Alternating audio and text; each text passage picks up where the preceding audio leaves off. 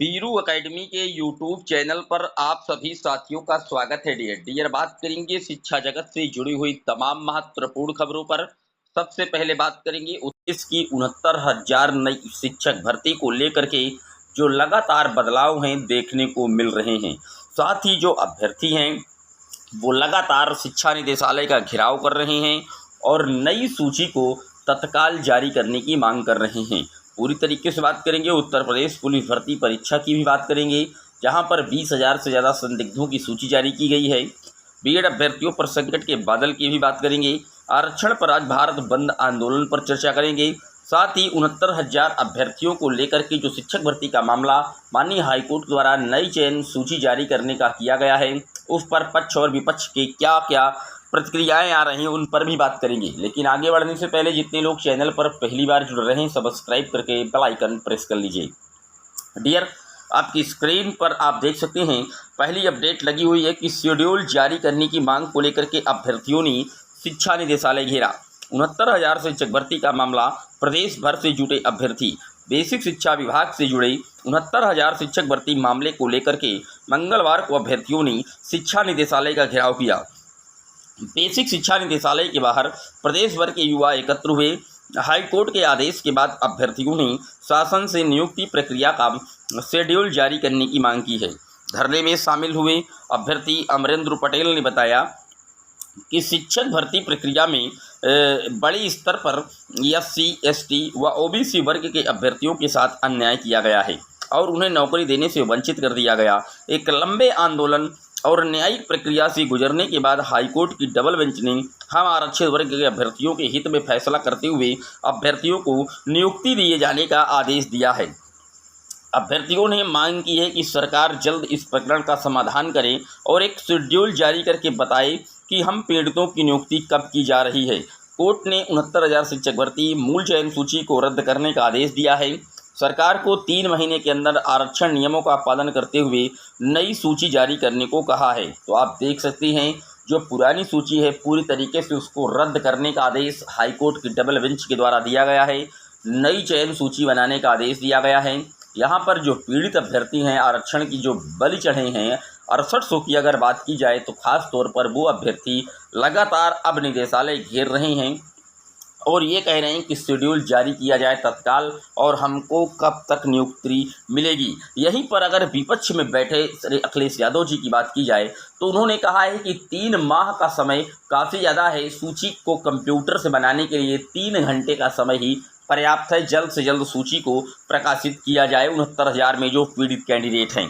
बात कर लेते हैं अगली अपडेट की। अगली अपडेट आप देख सकते हैं नई मेरिट सूची जल्द जारी करने की मांग पर अड़े महानिदेशक संग हुई वार्ता। शासन में बैठकों का दौर जारी है। अभ्यर्थियों ने SCERT पर डाल रखा है डेरा। तो आप देख सकते हैं महानिदेशक विजय किरण आनंद जी से भी लगातार मुलाकातें हो रही हैं और जो शासन स्तर पर बैठकों का दौर है वो लगातार जारी है। योगी आदित्यनाथ सरकार लगातार इस प्रयास में है कि किस तरीके से इस मामले को दबाया जाए, क्योंकि विपक्ष के द्वारा 69,000 शिक्षक भर्ती में आरक्षण को लेकर के जिस तरीके से मामले को हाईलाइट किया जा रहा है, निश्चित तौर पर योगी सरकार पूरी तरीके से बैकफुट पर दिखती नजर आ रही है। डियर, शिक्षक भर्ती पर अदालत का फैसला लागू करे सरकार। आप देख सकते हैं अभ्यर्थी लखनऊ हाईकोर्ट के डबल बेंच से दिए गए फैसले का पालन किए जाने की मांग करते हुए लगातार धरना दे रहे हैं और हाईकोर्ट के आदेश पर जल्द शेड्यूल जारी कर और नियुक्ति का जो आदेश है वो जारी करे सरकार। अदालत का जो आदेश है उसको फॉलो करे। यहाँ पर सरकार निश्चित तौर पर अदालत के आदेश को फॉलो करेगी। क्योंकि अगर हाईकोर्ट का जो जजमेंट आया है इसको अगर सरकार सुप्रीम कोर्ट में चैलेंज कर देती तो निश्चित तौर पर इससे शंका और पूरी तरीके से स्पष्ट हो जाता कि सरकार आरक्षण विरोधी है, इसलिए सरकार सुप्रीम कोर्ट नहीं जाएगी। हाई कोर्ट के दिशा निर्देश पर ही भर्ती प्रक्रिया को सरकार आगे बढ़ाने वाली है। लेकिन कुछ कैंडिडेट कह रहे हैं कि इसमें एक भी अतिरिक्त पद नहीं जोड़ा जाएगा, ये हाई कोर्ट ने कहा था। लेकिन मैं आपको 69,000 शिक्षक भर्ती का शासनादेश दिखाता हूं, जहां पर सीटों को घटने या बढ़ाने का जो आदेश है वो दिया गया था। हालांकि योगी सरकार में OBC को 38% नौकरियां दी गई हैं, ये योगी सरकार खुद कह रही है और उन्होंने कहा है कि 69,000 शिक्षक भर्ती में 31,000 से अधिक ओबीसी युवाओं को कहीं ना कहीं चयन किया गया है। वहीं पर 17,000 एससी कैंडिडेटों का भी चयन किया गया है। ये लगातार आंकड़े बता रहे हैं। ये आप देख सकते हैं शासनादेश है उस शिक्षक भर्ती का जो इस समय कहीं ना कहीं नासूर बनती जा रही है। उत्तर प्रदेश की 69,000 शिक्षक भर्ती का ये शासनादेश आपके सामने लगा हुआ है, आप देख सकते हैं। दिनांक 1 दिसंबर 2019 का संलग्नक है।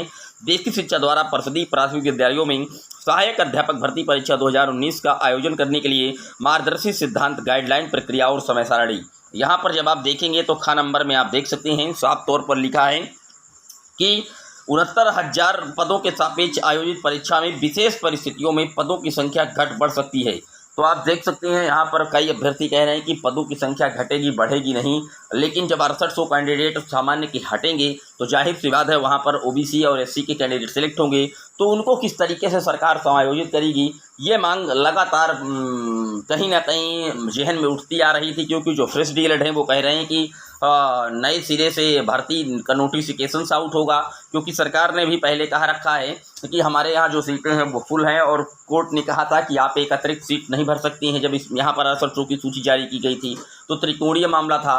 लेकिन अगर नोटिफिकेशंस की बात की जाए तो नोटिफिकेशंस में 69,000 के साफ तौर पर मेंशन है कि विशेष परिस्थिति में पदों की संख्याएं घट व बढ़ सकती हैं। तो लगभग 7,000 पदों पर जो समायोजन की बात की जा रही है, सरकार चाहेगी तो इसको दिखा करके माननीय सुप्रीम कोर्ट में हलफनामा दायर करके वो निश्चित तौर पर अतिरिक्त पद इसमें जोड़ सकती है। बात कर लेते हैं अगली अपडेट की। अगली अपडेट आप देख सकते हैं, अब सीधी भर्ती में भी लागू होगा आरक्षण। केंद्र सरकार ने बदला निर्णय, यूपीपीएससी ने निरस्त किया विज्ञापन, दोबारा होगा जारी। आप जानते हैं यहाँ पर विपक्ष के द्वारा पूरे मामले को कहीं ना कहीं चैलेंज किया गया था। लेटरल जो प्रणाली थी उसको आखिरकार अंततः रद्द किया गया। उसी को लेकर के यहाँ पर जो न्यूज़ है वो प्रकाशित की गई है डियर। बात कर लेते हैं अगली अपडेट की। अगली अपडेट आप देख सकते हैं, आरक्षण मुद्दे पर आज भारत बंद है। बसपा जो है सपा का साथ दे रही है। दलित और आदिवासी संगठनों ने बुधवार को भारत बंद का आह्वान किया है। इस बंद का बसपा, सपा, राजद, झारखंड मुक्ति मोर्चा, आजाद समाज पार्टी समेत कई राजनीतिक दलों ने समर्थन किया है। National confederation of Dalit and Adivasi organisations ने बंद का आह्वान करते हुए एससी, एसटी और ओबीसी के लिए आरक्षण पर संसद द्वारा एक नए कानून को पारित करने की भी मांग की है, जिसे संविधान की 9वीं सूची में संरक्षित किया जाए। तो आप देख सकते हैं आरक्षण की विसंगति को लेकर के आज भारत बंद का आंदोलन किया गया है विपक्ष की कई पार्टियों के द्वारा। बात कर लेते हैं अगली अपडेट की। अगली अपडेट आप देख सकते हैं, सिपाही भर्ती परीक्षा के 20,000 जो आवेदक हैं वो संदिग्ध पाए गए हैं।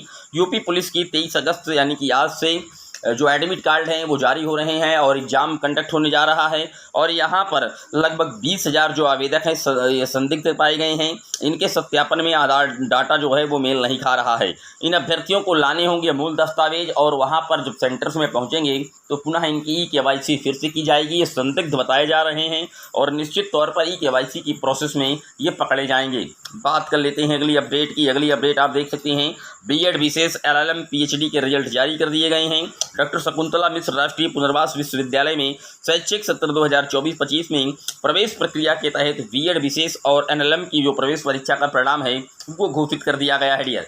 ये था डियर शिक्षा जगत से जुड़ा हुआ दैनिक वीडियो। कैसा लगा कमेंट जरूर करिएगा।